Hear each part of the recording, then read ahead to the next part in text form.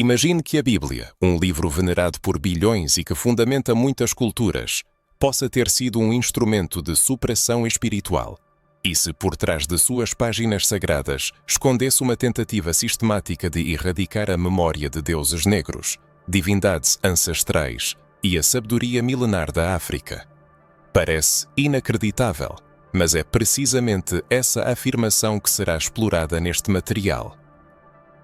Ao longo dos milénios, mentiras e omissões levaram ao desaparecimento de civilizações inteiras, à aniquilação de culturas, à demonização de deuses e à destruição de identidades espirituais.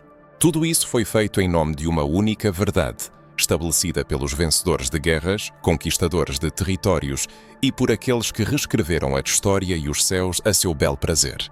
Você já se perguntou por que a maioria das imagens divinas no mundo ocidental é representada por pessoas brancas? Por que aceitamos sem questionar a ideia de que um único Deus, manifestado através de Yahweh, deveria ofuscar todos os outros? Que verdade precisa suprimir outras verdades para manter sua existência? Nesta investigação, revelações profundas serão desvendadas. Falaremos sobre os deuses negros esquecidos, divindades poderosas veneradas por povos antigos, especialmente os africanos, que foram intencionalmente apagadas dos registros bíblicos e históricos. Será demonstrado como essas entidades espirituais, criadores, guardiões, curandeiros, foram substituídas por uma teologia dominante que embranqueceu o divino, reescreveu o passado e criou uma nova narrativa espiritual, moldada por impérios e igrejas. Mas por que isso aconteceu? Qual foi o verdadeiro propósito de apagar esses nomes, rituais e laços ancestrais? Quem se beneficiou ao ocultar os arquétipos espirituais negros da humanidade? E, o que é ainda mais importante, todo o nosso entendimento do mundo espiritual não estaria contaminado por essa ocultação? As respostas a essas perguntas podem ser chocantes. Por milénios, uma guerra espiritual silenciosa foi travada, visando não apenas a destruição de símbolos e nomes, mas também o afastamento de linhagens inteiras de suas origens divinas. Essa guerra foi travada não apenas por um inimigo visível, mas por sutis métodos ideológicos, teológicos e até psicológicos. E quem perdeu? Povos inteiros que hoje, ao se olharem no espelho, já não reconhecem sua própria divindade. Este material não é apenas mais uma teoria, mas um chamado ao despertar e a uma reavaliação da história com olhos abertos. É um convite para ver o que foi ocultado nas entrelinhas da fé e para se reconectar com uma verdade espiritual negra primordial que ressoa nas profundezas da terra e na memória do espírito. Você descobrirá como Yahweh, ao se tornar o Deus central da narrativa bíblica, foi usado ou reinterpretado como um instrumento de superação para eliminar qualquer menção a divindades associadas à África, à força da terra escura e à sabedoria dos povos do sul. E a pergunta principal é: por que essa verdade permaneceu oculta por tanto tempo? Continua a leitura, pois o conteúdo a seguir pode desafiar tudo o que você sabia sobre Deus, espiritualidade e identidade. Esta é apenas a introdução. Na próxima sessão será apresentada uma análise mais aprofundada sobre quem eram os deuses negros e por que foram considerados tão perigosos que precisaram ser excluídos da história. As revelações estão apenas começando.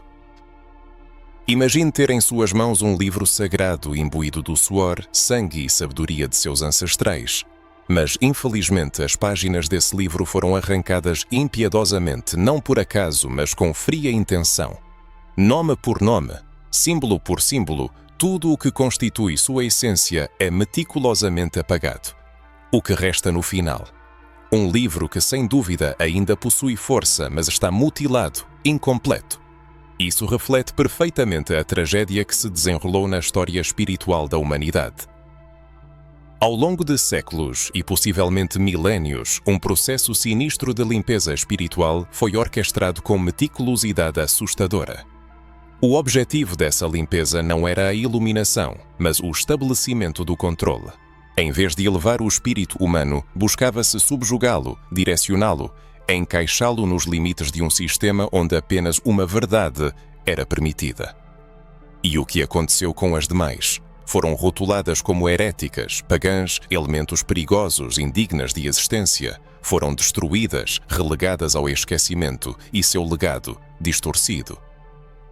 À frente desse processo sombrio estavam impérios, religiões institucionalizadas e elites teológicas que, cedo, perceberam o poder que a espiritualidade exercia sobre as mentes das pessoas.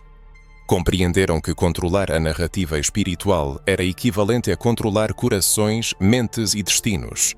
Isso significava poder total sobre o ser humano. E nessa nascente teologia imperial havia lugar para apenas um nome: Yahweh. Claro, não se trata de uma atitude leviana ou desrespeitosa para com a fé de ninguém. Trata-se da construção histórica de um nome, um símbolo, uma figura divina que suplantou todos os outros nomes sagrados que existiam antes dela. Yahweh, o Deus único de Israel, subsequentemente identificado como o único Deus verdadeiro no cristianismo e no Islã, foi elevado a um status absoluto. E com isso, todas as outras divindades foram relegadas à sombra, declaradas inimigas, demônios ou ilusões. Mas essas divindades não eram frutos da fantasia. Elas tinham nomes, histórias, seguidores que as adoravam com amor, realizavam rituais complexos, mantinham uma conexão viva. Muitos desses deuses e deusas provinham das tradições africanas e mesopotâmicas, civilizações imbuídas de espiritualidade que reconheciam a multiplicidade do divino e sua presença em tudo o que existe.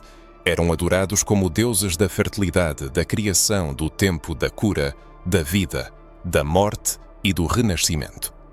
Eram símbolos animados da natureza, do cosmos e do próprio espírito humano. No entanto, quando Yahweh se transformou no Deus dos exércitos, dos mandamentos, do trono e da lei absoluta, os outros deuses foram rebaixados a mitos ou, pior ainda, passaram a ser percebidos como uma ameaça. Muitos estudiosos, incluindo teólogos, reconhecem hoje que a tradição israelita original era enoteísta. Isso significa que ela reconhecia a existência de múltiplos deuses, mas destacava um como principal. Este é um ponto extremamente importante para a compreensão. A fé original não era monoteísta como nos ensinaram. Houve uma luta feroz pela supremacia divina e Yahweh venceu essa guerra não por ser mais verdadeiro, mas por estar do lado do poder que controlava a narrativa. Esse processo da exclusão não foi apenas de natureza espiritual, mas também política, cultural e racial. Divindades ancestrais e cósmicas negras foram apagadas de altares e escrituras. O Antigo Egito, outrora um dos maiores centros espirituais da história da humanidade, transformou-se em um símbolo de opressão e paganismo. Mas aqueles que estudaram profundamente seu legado sabem que foi de lá que vieram os conceitos de ressurreição, julgamento da alma, vida após a morte e moralidade espiritual. A tradição egípcia exerceu uma enorme influência sobre o judaísmo, o cristianismo e o islã. Mas isso raramente é reconhecido. Por quê? Porque o reconhecimento desse legado destruiria o mito da originalidade absoluta. Pior ainda, minaria a ideia de que os povos negros eram apenas receptores da fé e não seus criadores. O autor narra a revelação de conhecimentos ocultos de pessoas de ascendência africana, comparando esse processo à descoberta de páginas perdidas de um antigo livro sagrado. Cada fragmento encontrado desvela uma história anterior à versão aceita, uma história plena de poder e profundidade espiritual, intencionalmente velada devido à inconveniência de reconhecer a antiguidade e o poder das raízes espirituais dos povos africanos. Yahweh não foi apenas apresentado, mas imposto como o único Deus, enquanto outros nomes foram declarados ídolos, demônios ou ilusões. Esse movimento não possui apenas um caráter teológico, mas também estratégico, pois o apagamento de outros nomes e a declaração de tudo o que os precedeu como falso cria uma sensação de ruptura, rompendo a conexão com os ancestrais. Um povo que não conhece seus deuses ancestrais perde sua identidade espiritual, tornando-o vulnerável à manipulação, ao controle e ao alheamento. O autor questiona as razões pelas quais os primeiros a serem apagados foram precisamente os deuses negros. Porque nomes de origem africana, divindades de pele escura, traços tropicais, símbolos solares e lunares, tão difundidos na cultura afrodiaspórica, foram os primeiros a serem estigmatizados como malignos. Foi um acaso ou um ato premeditado, visando separar as pessoas de sua fonte de poder e origem. Hoje, observa-se uma profunda crise espiritual, especialmente entre pessoas de ascendência africana, uma sensação de deslocamento e não pertencimento às estruturas religiosas tradicionais. Muitas dessas religiões foram moldadas para servir ao opressor e não ao oprimido, adaptadas para apagar e não para revelar. No entanto, a memória espiritual ancestral não morre. Pode ser suprimida, oculta ou manipulada, mas continua a pulsar nos sonhos, nos corpos, na música, na natureza e no DNA espiritual, e agora está sendo reivindicada. Materiais como este visam lembrar que ninguém está sozinho, que o chamado interior, o desconforto e o desejo de saber mais não são em vão. É a alma que busca se reconectar com o que foi arrancado, com o que lhe pertence por direito, com o que foi violentamente apagado, mas pode ser redescoberto. Agora que se compreendeu como o apagamento espiritual foi realizado ao longo da história, é preciso aprofundar ainda mais e, com coragem e reverência, realizar o que por séculos tentaram impedir: resgatar a origem dos deuses negros para restabelecer a conexão com a espiritualidade ancestral e romper as correntes da fé manipulada. Quando se fala em deuses negros, não se trata apenas de divindades com aparência negra, embora isso também tenha grande significado. Refere-se a antigas forças espirituais diretamente ligadas à Terra, ao Universo e ao útero cósmico de onde tudo nasceu. Trata-se de antigas culturas africanas e afro-asiáticas que desenvolveram sistemas complexos de espiritualidade, sabedoria cósmica e conexão com as energias sutis do universo, muito antes da imposição do monoteísmo como o conhecemos. Consideremos as origens da espiritualidade nas antigas civilizações da África, começando pelo Antigo Egito, conhecido como Kemet, que significa Terra Negra. Esse nome refletia não apenas a fertilidade do solo do Nilo, mas também a autoidentificação de um povo de pele escura, profundamente conectado à natureza e à espiritualidade. Em Kemet, as divindades não eram distantes e controladoras, mas representavam forças que permeavam tudo o que existe, com manifestações masculinas, femininas e andróginas. Deuses e deusas personificavam elementos naturais, leis cósmicas, princípios morais e energias espirituais. O deus Osíris, frequentemente retratado com pele escura, simbolizava a fertilidade e o renascimento, sendo o senhor da ressurreição e da vida após a morte. Sua imagem, como um ser sagrado de pele escura, foi distorcida com o tempo, e hoje poucos percebem sua conexão com a salvação espiritual. Ao lado de Osíris está Ísis, a deusa-mãe, símbolo de cura, proteção e sabedoria, também apresentada com traços africanos, pele escura, ligada ao trono e à maternidade divina. Ísis inspirou a criação do arquétipo de Maria, mãe de Jesus, nas primeiras representações cristãs. No entanto, essa conexão foi intencionalmente ocultada para não reconhecer as raízes africanas da feminilidade sagrada, o que exigiria uma revisão de todo o sistema de crenças eurocêntrico. Ao sul do Egito ficava a Núbia, uma civilização que rivalizava com os faraós em poder espiritual e político. Ali venerava-se Apedamak, o leão guerreiro, símbolo de proteção, força e justiça, bem como rainhas sacerdotisas, como a Manirenas, que uniam poder espiritual e político. A Núbia era um centro espiritual onde o conhecimento era transmitido por meio de linhagens sagradas e rituais conectados à natureza e ao cosmos, e onde as pessoas acreditavam na presença do divino em seu meio. Os deuses eram de pele escura, fortes e sagrados, assim como os próprios núbios. Mais ao sul ainda localizava-se o reino de Kush, que exerceu uma influência significativa na espiritualidade africana. Os reis cutitas eram simultaneamente sacerdotes e líderes espirituais governando com base na ordem divina conhecida como Ma'at. Essa ordem não era um código moral, mas representava a harmonia com o equilíbrio cósmico, a verdade e a justiça. Os deuses Amon, Mut e Khonsu eram considerados manifestações do princípio criativo, possuindo características negras, simbolizando a energia da criação que surgiu da escuridão primordial, que era percebida não como mal, mas como fonte de origem e fertilidade. Foi precisamente essa percepção da escuridão como sagrada e do negro como fonte que gerou a maior preocupação entre os teólogos, que começaram a associar a escuridão ao pecado, à ignorância e ao mal. Ocorreu uma distorção intencional. A fonte transformou-se em vício, a luz em escuridão, o divino em demoníaco. Muitos deuses antigos foram demonizados. As antigas divindades sofreram uma transformação. Suas imagens foram reinterpretadas sob uma luz negativa. Um exemplo é Set, venerado na mitologia egípcia como deus do deserto, do caos, mas também da transformação e da destruição de ciclos antigos.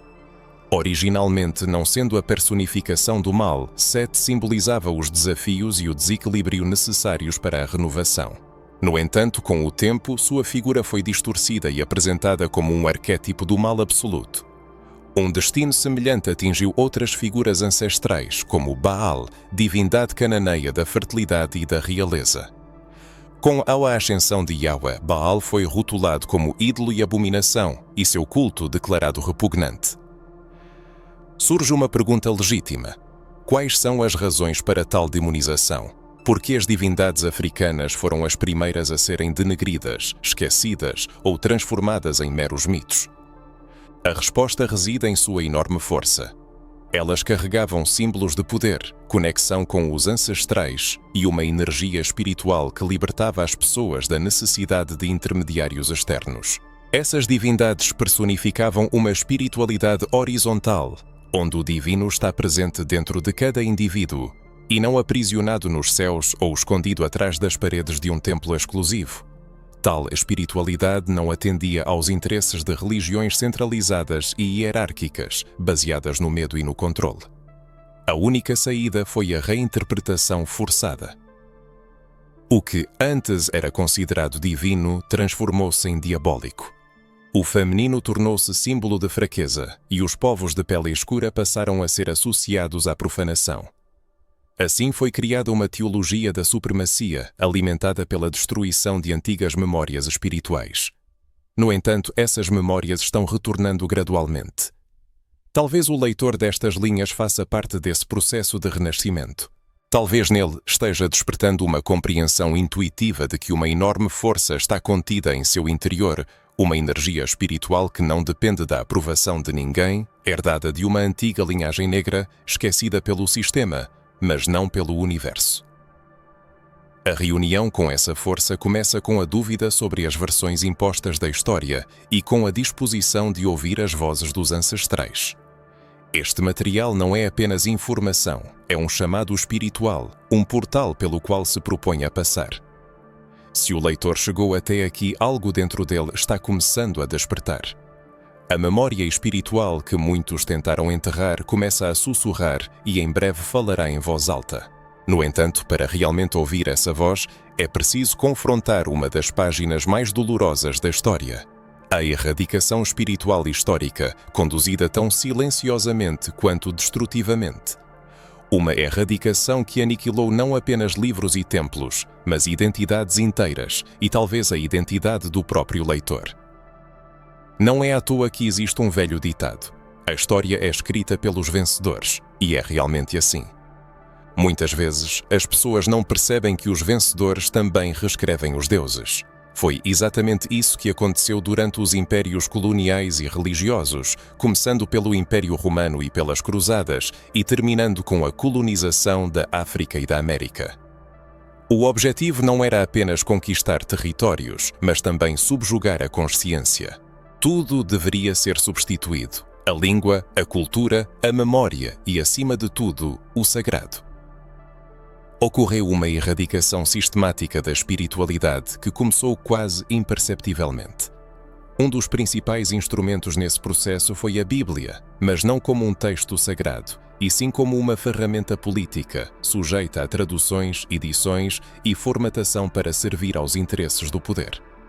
As versões originais, escritas em hebraico, aramaico e grego, continham referências, nuances, nomes e símbolos que apontavam para uma espiritualidade mais pluralista e rica, com uma notável influência africana e oriental. No entanto, com o tempo, essas versões foram reinterpretadas por pessoas cujos interesses estavam longe da pureza espiritual. A tradução da Bíblia para o latim e, posteriormente, para as línguas europeias, tornou-se um ponto de virada. Nesse período, muitos termos foram adaptados, nomes suprimidos e figuras reduzidas a personagens simbólicos ou demonizadas. Por exemplo, o termo Elohim, que denota pluralidade, foi traduzido como singular. Outras divindades mencionadas nos textos antigos, como Asherah, a deusa-mãe, desapareceram completamente ou foram apresentadas como falsos ídolos. Cidades, povos e linhagens inteiras foram renomeados, obscurecidos ou reestruturados de tal forma que a herança africana e ancestral fosse apagada do texto sagrado. Isso não foi uma coincidência ou um erro de tradução, mas uma estratégia deliberada. Quando os nomes são apagados, as histórias são apagadas, e quando as histórias são apagadas, a conexão entre gerações é rompida. Pessoas privadas do conhecimento sobre seus ancestrais perdem sua orientação espiritual, tornando-as mais manipuláveis. As Bíblias europeias trazidas para as colônias na era da escravidão tornaram-se não apenas instrumentos de evangelização, mas armas de reprogramação cultural. Elas trouxeram uma nova história, onde Deus era representado como branco, o bem era associado à cultura europeia e a salvação dependia da obediência. Aos escravos era incutido que deveriam aceitar humildemente sua condição, que seus sofrimentos eram prova de fé e que sua única chance de redenção era aceitar o Deus imposto pelos colonizadores. Era um Deus que não se parecia com eles, não falava sua língua, não reconhecia seus deuses e não respeitava suas raízes. O mais cruel foi que, com o tempo, essa imposição foi assimilada. Gerações de afrodescendentes foram ensinadas a temer seus ancestrais, a rejeitar seus símbolos e a considerar suas práticas demoníacas. O tambor tornou-se símbolo de feitiçaria, uma saudação, blasfêmia e um nome ancestral sagrado, uma maldição. O que antes era fonte de poder transformou-se em fonte de vergonha. Esse trauma coletivo ainda é sentido. Ele vive não apenas nos livros, mas nas igrejas onde pessoas negras cantam louvores a um Deus que nunca se parece com elas. Está presente nas escolas, onde a história da África começa com a escravidão, ignorando as conquistas científicas, os grandes reinos e as tradições espirituais. Manifesta-se em famílias que já não conhecem suas origens, porque seus nomes foram arrancados junto com suas raízes. Esse trauma se expressa no silêncio espiritual que muitos carregam, sem compreender sua causa. Mas agora, o véu do mistério foi levantado. Chama a atenção o fato de que um profundo apagamento da memória cultural se infiltrou até mesmo na arte sacra. A imagem de Jesus, cuja verdadeira aparência provavelmente refletia raízes semitas com pele e cabelos escuros, foi transformada em um tipo europeu com olhos claros e traços nórdicos. Esta não é apenas uma decisão artística, mas um ato simbólico que visa afirmar a supremacia da raça branca, e, ao mesmo tempo, aniquilar a representação do divino associada a pessoas de pele escura. Trata-se de uma reinterpretação da espiritualidade, onde os rostos de profetas e santos foram embranquecidos para sustentar uma narrativa de poder, pureza e dominação. Tais manipulações não se limitam a imagens visuais penetrando em conceitos profundos. Nas crenças tradicionais africanas, a espiritualidade tem um caráter comunitário, integrada à natureza e ligada aos ritmos do universo. No entanto, o discurso colonial impôs um sistema binário: céu ou inferno, bem ou mal, salvos ou condenados. Essa dualidade artificial destruiu a harmonia das cosmovisões ancestrais, que reconheciam a ciclicidade da vida, incluindo sombra e luz, morte e renascimento. Paradoxalmente, os ecos dessas verdades ainda podem ser encontrados nos textos bíblicos, escondidos sob múltiplas camadas de traduções e interpretações. Somente uma mente inquisitiva e um coração aberto são capazes de discernir o que está oculto nas entrelinhas.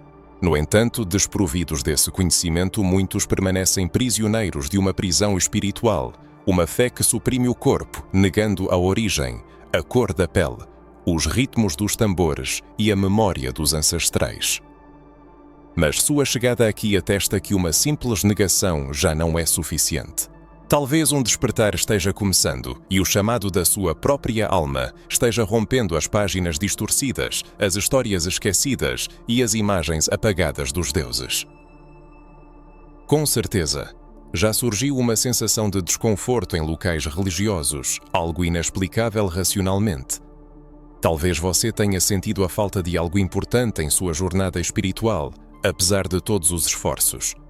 A intuição sussurrava sobre a existência, para a existência de algo maior, ancestral e profundo, mas o medo o impedia de buscar. Se for esse o caso, a razão reside na recusa em aceitar cegamente o que lhe foi ensinado. A verdadeira fé, que desperta o espírito e liberta a consciência, não teme perguntas difíceis, pelo contrário, as acolhe. Agora, uma das perguntas mais incômodas, mas necessárias, surge inevitavelmente. Quem era Javé para os antigos? O que se esconde por trás desse nome venerado nas Escrituras? O que foi apagado da história para apresentá-lo como o único, o inigualável e o absoluto? Muitos desconhecem que Javé era originalmente apenas um entre muitos deuses na fé israelita. Isso não é mera suposição, mas um fato confirmado por achados arqueológicos, manuscritos antigos e até mesmo por fragmentos isolados da Bíblia, que geralmente são negligenciados. As origens do judaísmo estão intrinsecamente ligadas à paisagem cultural e espiritual do antigo Oriente Próximo, onde o politeísmo era a forma dominante de religiosidade. Descobertas arqueológicas, como inscrições, altares e amuletos, atestam que Javé era reverenciado ao lado de outras divindades nas antigas cidades cananeias e israelitas.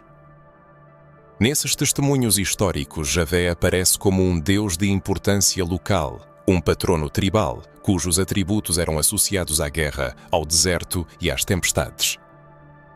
É surpreendente também que, em alguns textos, Javé seja retratado com uma consorte, a deusa da fertilidade, Azerá, amplamente reverenciada na região. No entanto, esse aspecto feminino da divindade foi posteriormente eliminado no processo de formação de uma religião estritamente monoteísta, que mais tarde se tornou a base para o cristianismo e o islamismo. As crenças politeístas dos antigos israelitas não eram um desvio acidental, mas representavam sua verdadeira fé, que reconhecia a existência e a adoração de múltiplos deuses.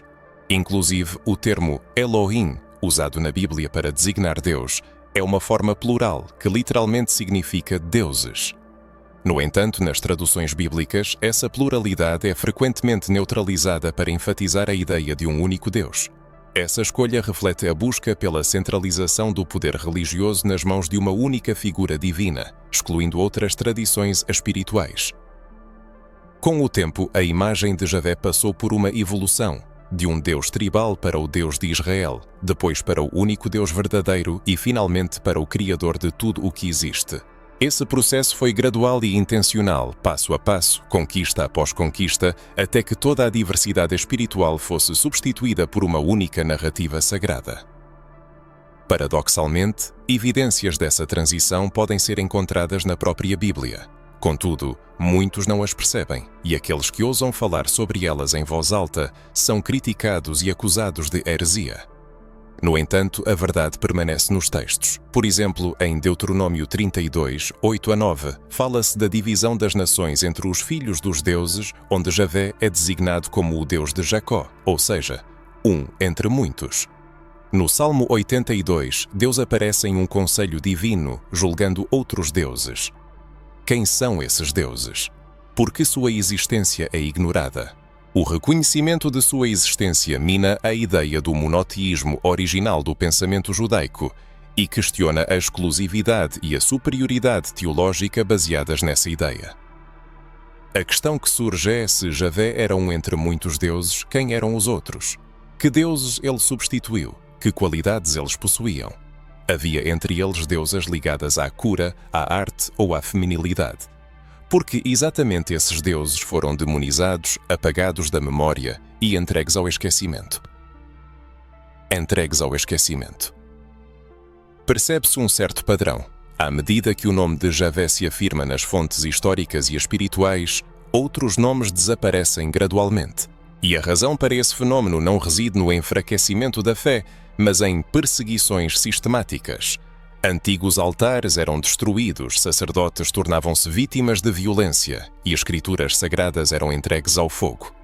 A espiritualidade que celebrava a diversidade de divindades foi brutalmente suprimida em nome do estabelecimento de uma nova ordem, teológica, política, patriarcal e exclusiva. Em um conhecido episódio bíblico, o profeta Elias desafia os profetas de Baal para uma disputa espiritual. No entanto, muitas vezes se ignora a pergunta: por que havia tantos profetas de Baal em Israel naquela época? A resposta é simples. Baal era adorado, nele se acreditava, as pessoas encontravam sentido em sua existência. Uma situação análoga é observada com Azerá e outras divindades cujas menções aparecem em documentos históricos. O que aconteceu com esses deuses? Foram eles derrotados em uma batalha espiritual ou tornaram-se vítimas do poder estatal, da pressão política, da força das armas e da reescrita de textos religiosos? É importante ressaltar que o objetivo dessas reflexões não é desrespeitar Javé. Trata-se de desvendar a complexidade das origens da fé, não de negar uma divindade, mas de trazer de volta à vida outras entregues ao esquecimento. Trata-se de restaurar o equilíbrio em uma espiritualidade que foi distorcida para atender a interesses distantes do verdadeiro divino. Talvez neste momento surjam sentimentos de desconforto, inquietação ou até mesmo a necessidade de repensar tudo o que lhe foi ensinado anteriormente. Este é um processo natural e necessário, pois é assim que ocorre a libertação do espírito. Quando se torna evidente que mesmo o nome mais venerado carrega uma história multifacetada, repleta de controvérsias, interpretações e decisões humanas, compreende-se que questionar é um ato espiritual, recordar é uma manifestação de fé e restaurar é um ato de força. Que a pergunta sobre quem era Javé antes de ser proclamado, o único ecoe em sua consciência. Quem ele substituiu? Quem permaneceu nas sombras? Quem foi apagado para que ele pudesse ascender ao absoluto? O que pode ser resgatado hoje do que foi perdido? Se essas reflexões causam agitação, vale a pena considerar o que você deseja recordar, o que foi apagado da memória. Compartilhe suas sensações, o que causa sua inquietação e o que traz libertação. Se algo dentro de você se opõe à confiança cega nos dogmas estabelecidos, isso significa que a verdadeira fé, que desperta o espírito e liberta a consciência, não teme perguntas complexas. Pelo contrário, as acolhe. Quando se compreende que Javé nem sempre foi o único, que antes dele existiam outras divindades reverenciadas, outros nomes sagrados que carregavam força, linhagem e uma profunda conexão com o povo, surge uma questão ainda mais premente. O que acontece com a identidade espiritual de um povo quando seus deuses são apagados da memória? O que acontece com a alma de uma comunidade inteira quando suas raízes espirituais são arrancadas, substituídas, demonizadas? E o que é especialmente importante, o que acontece quando esse povo é negro? O profundo apagamento da memória histórica e do legado espiritual do povo africano tem consequências de longo alcance que transcendem os fatos históricos e as crenças religiosas. Isso afeta a própria essência da autoconsciência dos descendentes de africanos, sua percepção espiritual e relacionamento com o divino, bem como sua compreensão de seu lugar no universo. A ideia de que Deus tem pele branca, que o bem está associado a tons claros e que o sagrado provém da cultura europeia, programa o afastamento dos africanos de sua própria força espiritual. A escravidão física, sem dúvida, foi um fenómeno terrível, mas a escravidão espiritual mostrou-se ainda mais traiçoeira. Ela foi implementada por meio de palavras, imagens visuais e doutrinas religiosas. As pessoas foram ensinadas a buscar a salvação nos céus, onde nunca houve lugar para a sua cor de pele, a se prostrar diante de um Deus que falava outra língua e tinha outra origem, e que frequentemente era usado para mantê-las em estado de submissão. Isso infligiu uma ferida profunda, oculta e devastadora, privando os africanos de suas raízes espirituais mais sagradas. No entanto, é importante lembrar que a história do povo africano não começa com a escravidão.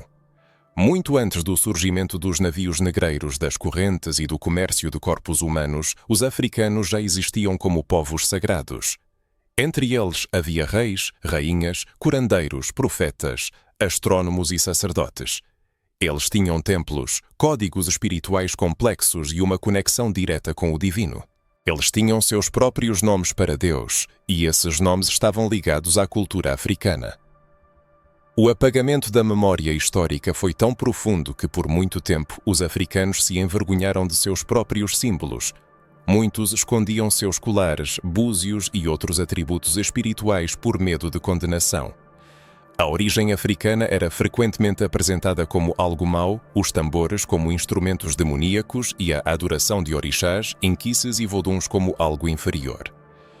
Isso não foi apenas racismo religioso, mas um projeto deliberado para destruir a identidade espiritual do povo africano. Mas, felizmente, a memória ancestral não morre. Ela pode ser suprimida por gerações, mas vive no sangue, no ritmo do corpo, no som da voz, na força do olhar e no pulsar da terra. E ela está retornando. É por isso que hoje muitos africanos buscam se reconectar com a espiritualidade de seus ancestrais. Atualmente, um levante espiritual único está ocorrendo. Milhares de africanos em todo o mundo declaram seu desejo de se reconectar com a espiritualidade de seus ancestrais. E essa reconexão não é apenas uma moda passageira, mas uma profunda resposta espiritual a séculos de destruição simbólica.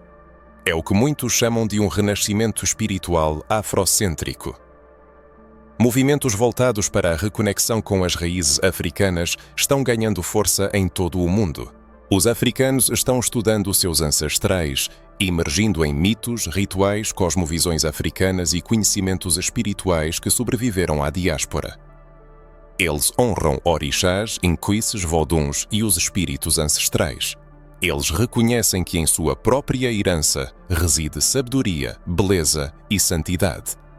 Eles afirmam que a espiritualidade africana não é algo inferior, mas representa uma tradição profunda, viva, legítima e ancestral. Na era do despertar espiritual, um evento significativo está ocorrendo. O renascimento das divindades africanas, ecoando tanto nas religiões tradicionais do continente, quanto nas igrejas afro-cristãs. Pastores impulsionados pelo desejo de autenticidade estão reinterpretando as escrituras sagradas através da lente da experiência africana, buscando restaurar uma fé que honra a cor da pele, a rica história, a corporeidade e a cultura singular de seu povo. Eles rejeitam a imagem de uma divindade opressora imposta de fora e restauram um Deus libertador que compartilha o sofrimento dos oprimidos, fala sua língua e carrega sua dor. Esse processo de reconexão com as raízes espirituais não é apenas uma renúncia à fé, mas sua profunda transformação, o nascimento de uma nova consciência. Uma consciência que reconhece o valor da herança africana e rejeita a noção colonial de que a espiritualidade deve ser europeizada para ser verdadeira. A África é o berço da espiritualidade mundial e negar esse fato é o mesmo que negar a própria natureza humana. O renascimento dos deuses africanos tem uma importância imensa, pois a destruição dos deuses de um povo leva à perda de sua força interior. O retorno dos deuses restaura o eixo, as raízes e o centro do povo, concedendo a cada pessoa negra o direito de ver seu reflexo nos céus, de orar com orgulho, de cantar com reverência, de dançar como um ato sagrado e de existir espiritualmente sem culpa, vergonha ou medo. Talvez o interesse neste tema não seja apenas curiosidade, mas o despertar de uma memória genética. A alma reconhece o som da verdade, porque no fundo já sabe que há inconsistências nesta história, que faltam peças no quebra-cabeça, que a fé era sincera, mas o sistema ao seu redor estava distorcido. O coração busca algo maior, mais profundo, mais pessoal. Se esse sentimento surge agora, é preciso aceitá-lo. É a memória espiritual despertando, a voz dos ancestrais dizendo: estamos aqui, vivemos em você. Esse sentimento é um ato de afirmação, um selo sagrado no caminho do autoconhecimento. é importante compartilhar seus sentimentos, dúvidas e descobertas. À medida que se aprofunda nesse caminho de despertar espiritual, torna-se evidente que as traduções bíblicas não foram interpretações neutras de textos sagrados. Elas foram instrumentos criados por mãos humanas com intenções políticas, culturais e raciais específicas. A afirmação de que as traduções da Bíblia contribuíram para a desinformação espiritual aponta para uma manipulação consciente da linguagem, da simbologia e das referências culturais com o objetivo de atribuir características europeias ao divino. Isso teve um impacto devastador na forma como o mundo percebe Deus, e especialmente na forma como as pessoas negras se relacionam com sua espiritualidade. A ideia de que a cor da pele de uma divindade pode mudar radicalmente o destino de uma civilização não é apenas uma bela metáfora, mas uma cruel realidade histórica. O simples ato de dotar o divino de traços brancos, excluir elementos culturais africanos e orientais dos textos sagrados e reinterpretar as histórias bíblicas de uma perspectiva eurocêntrica criou uma hierarquia espiritual racial. Nesse novo sistema, as pessoas negras que outrora tinham pleno direito ao sagrado foram colocadas na base da pirâmide, como se fossem indignas de representar, guiar ou mesmo assemelhar-se ao divino. As primeiras traduções da Bíblia para o latim e depois para línguas como inglês, francês e português não foram meras transliterações, mas reformulações radicais, filtradas pela mente de homens brancos europeus. Esses tradutores foram profundamente influenciados pelo racismo, pela xenofobia e pelo medo de tudo o que era africano ou excessivamente oriental. Não é de surpreender que tudo o que estava associado à origem negra, à sabedoria africana ou à espiritualidade não ocidental tenha sido menosprezado, excluído ou distorcido. Personagens como os magos do Oriente, a rainha de Sabá, os povos de Cush e da Etiópia e até mesmo os judeus de pele escura foram embranquecidos ou reduzidos a menções insignificantes. Muitos nomes foram substituídos, removidos ou transformados em conceitos genéricos. Palavras que tinham conotações culturais africanas ou semitas foram substituídas por expressões que reforçavam a teologia europeia. O resultado foi a criação de uma Bíblia branca, um Deus branco e uma espiritualidade branca. Nesse novo universo, não havia lugar para deuses negros, ancestrais negros ou símbolos espirituais que carregassem a energia do sul global. As traduções da Bíblia também exerceram uma profunda influência na geografia espiritual. Lugares como Egito, Etiópia, Babilônia e Canaã, localizados em regiões africanas e asiáticas, foram representados de forma caricatural ou como figuras de vilões. O Egito, por exemplo, de uma rica civilização espiritual, transformou-se em um símbolo de escravidão, opressão e pecado. Mas por que essa reviravolta tão drástica? Reconhecer o Egito como a matriz espiritual, o local onde as concepções fundamentais da fé ocidental surgiram, significaria reconhecer a África como o berço do sagrado, o que contradizia a narrativa colonial. Até mesmo Mpujiji, a imagem de Jesus foi alterada nessas traduções. A lógica e a honestidade histórica sugerem que Jesus nasceu no Oriente Médio, cercado por pessoas de pele escura com traços afro-árabes e cabelos encaracolados. No entanto, em Bíblias ilustradas, igrejas ocidentais, imagens sacras e até mesmo no imaginário coletivo, Jesus é retratado como um homem de pele branca, olhos azuis e cabelos claros. Quais são as consequências espirituais disso? O ponto de referência para a divindade foi deslocado de seu contexto original e inserido em um corpo europeu. Isso reforça a ideia de que o sagrado é branco e tudo o que se desvia dessa imagem é profanado, inferior ou exótico. A sensação de alteridade enraiza-se profundamente na consciência das pessoas negras. Quando uma criança de origem africana cruza o limiar de um templo e vê imagens de santos que são estranhas ao seu próprio reflexo, quando ela se imerge em histórias onde os rostos dos personagens divinos são invariavelmente brancos, quando ela ouve sermões nos quais tudo o que é africano é apresentado como impuro, um sentimento de desorientação espiritual nasce em sua alma. Esse estranhamento deixa cicatrizes indeléveis, manifestando-se em uma autoestima espiritual diminuída, no afastamento das origens e na negação da própria identidade. É por isso que urge a necessidade de reinterpretar os textos religiosos existentes através da lente da análise crítica, de um olhar libertador e de um amor abrangente. A espiritualidade não deve permanecer cativa da colonização teológica. É preciso resgatar os nomes primordiais, restaurar os verdadeiros significados e símbolos que foram distorcidos. É fundamental lembrar que, antes da era das traduções realizadas sob o controle dos impérios, existia uma espiritualidade africana autêntica, orgânica, intimamente entrelaçada com os ciclos naturais, os ritmos do corpo humano e a sabedoria dos ancestrais. E essa restauração não é apenas uma tarefa académica ou religiosa, é uma questão de sobrevivência existencial. É um processo de cura, recuperação e libertação. Pois, quando um povo recupera sua linguagem espiritual ancestral, ele reencontra a dignidade perdida, deixa de se prostrar diante de um Deus criado para sua opressão e começa a seguir o princípio divino que vive dentro dele, que reflete sua cor de pele, seu rosto, sua memória. Nos dias atuais, cada vez mais académicos, teólogos, líderes religiosos e espirituais negros levantam suas vozes para contestar as traduções estabelecidas. Eles se dedicam ao estudo de textos antigos nas línguas originais, exploram as camadas ocultas da Bíblia, desmascaram distorções intencionais e erros de interpretação. Eles reabrem portais espirituais que foram salados pelo medo, controle e racismo. Cada pessoa é chamada a ser guardiã dessa memória, pois a cor da pele de um Deus é capaz de mudar uma civilização inteira. Quando a cor do divino muda, também mudam o centro do poder, o padrão de pureza, o símbolo do amor, o modelo a ser seguido.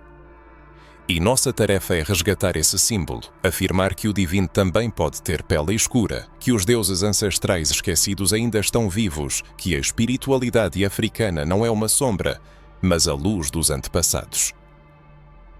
Apesar de séculos de esquecimento, apesar das manipulações teológicas, das traduções distorcidas e das imagens brancas impostas, a verdade espiritual de nossos ancestrais sobreviveu. Ela se preservou nas entrelinhas, nas sombras, nas curvas dos cânticos antigos, nos rituais secretos, nos sonhos das mães fundadoras e nos sussurros dos anciãos. Ela sobreviveu porque não era apenas uma religião, mas uma memória viva, um tecido espiritual ancestral, um conhecimento codificado no corpo, na alma, no sangue. Essa verdade não resistiu em catedrais, palácios ou púlpitos dourados. Ela resistiu em vilarejos, em terreiros, em rodas de conversa, em cirandas, nos ritmos dos tambores, nos olhares dos griots, guardiões da tradição oral africana que transmitiam de geração em geração os nomes, as histórias e os ensinamentos dos deuses negros. Os griots são as bibliotecas vivas de um continente inteiro. A palavra continuou a viver. Mesmo quando livros foram entregues ao fogo e línguas foram proibidas, encontrando refúgio em canções, provérbios, rituais e no profundo silêncio do continente africano. Grande parte desse conhecimento, não registrado nas páginas da história oficial, foi transmitida através do tempo por caminhos invisíveis, como rios subterrâneos. Essas tradições orais africanas celebram deuses da fertilidade, cura, tempestades e ancestrais, como Alorá, Unambi, Mau, Olokun, Obatala, Nanã, Dambalá e uma infinidade de outros nomes, personificando a força divina em formas que a teologia ocidental tentou erradicar. Esses nomes sussurravam nos porões sombrios dos navios negreiros, eram invocados em orações secretas, guardados nos corações de mulheres negras que sabiam que cozinhar, cuidar do próximo, cantar e orar eram atos de resistência espiritual. No entanto, não foi apenas a tradição oral que contribuiu para a preservação dessa memória. Muitos livros, classificados como apócrifos e excluídos dos cânones bíblicos oficiais, contêm fragmentos valiosos de verdades espirituais íntimas. Textos como o Livro de Enoque, o Evangelho de Tomé e os Manuscritos do Mar Morto oferecem versões alternativas de eventos bíblicos, apontando para uma diversidade divina, para uma espiritualidade mais cósmica e simbólica, mais próxima das crenças dos povos antigos. Mas porque esses textos foram rejeitados, porque não se adequavam às ambições de poder da Igreja Imperial, porque falavam de mundos espirituais que estavam além do controle dogmático. Eles apresentavam imagens de anjos em diversas formas, de guias espirituais que expunham sabedoria em parábolas místicas e visões que incluíam o princípio feminino, personagens negros e símbolos profundos. A arqueologia, nos últimos séculos, tornou-se uma aliada silenciosa na restauração dessa verdade. Templos antigos descobertos no Sudão, inscrições egípcias, estátuas de deuses com traços africanos, tumbas reais com rituais de veneração ancestral. Tudo isso atesta que antes do estabelecimento de Javé como o único Deus, existia uma multiplicidade de divindades negras que recebiam honra, respeito e sábio serviço. Essas descobertas causam desconforto, pois demonstram que os povos africanos possuíam uma espiritualidade complexa, desenvolvida e autossuficiente. Elas mostram que a África foi cristianizada à força não porque carecia de fé em Deus, mas porque era rica demais em tradições espirituais, o que representava uma ameaça para aqueles que buscavam impor um caminho único. Existe também o misticismo, uma dimensão sutil da realidade que não pode ser confinada a textos ou dogmas. O misticismo se manifesta em profundas experiências espirituais que muitas pessoas vivenciam ainda hoje sem sequer perceber ou conseguir explicar. Sonhos com símbolos antigos, visões de ancestrais, intuições fortes, memórias que não pertencem a esta vida. Tudo isso são registros espirituais que escaparam ao controle da história, mas continuam a viver no subconsciente. Algumas pessoas criadas em tradições religiosas ocidentais sentem um chamado interno inexplicável para algo mais antigo, verdadeiro e próximo da Terra, algo que está conectado ao seu corpo. Esse chamado, na maioria dos casos, é um apelo da espiritualidade ancestral, chamando-as de volta às suas raízes. Sem dúvida, cada um de nós já experimentou algo semelhante pelo menos uma vez na vida. A energia que permeia todo o ser ao som de um tambor, as emoções profundas ao olhar para imagens antigas, os arrepios na pele com histórias de ancestrais, mesmo que esse conhecimento não tenha sido adquirido na escola ou na igreja. Isso não é uma mera coincidência, mas uma manifestação da memória espiritual viva, como o eco das vozes dos deuses negros chamando-nos pelo nome. Todos que sentem essa conexão são parte da resistência espiritual, ajudando a manter viva a verdade dos ancestrais. A presença neste mundo não é acidental, o espírito respondeu ao chamado, o que por si só é um milagre escuro, um milagre dos ancestrais. Imaginemos uma cena simbólica. Uma mulher negra idosa com um turbante na cabeça, sentada à sombra de uma árvore sagrada.